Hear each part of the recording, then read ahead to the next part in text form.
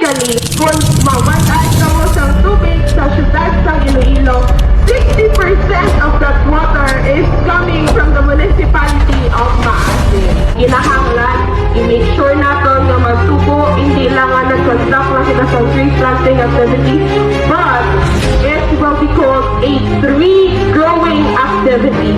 We cannot separate environment from what we are doing in the RRM. To see we are united in the war, watershed is not just a forest. This is the lifeline of Iloilo. From here, it has to proceed to our planting area.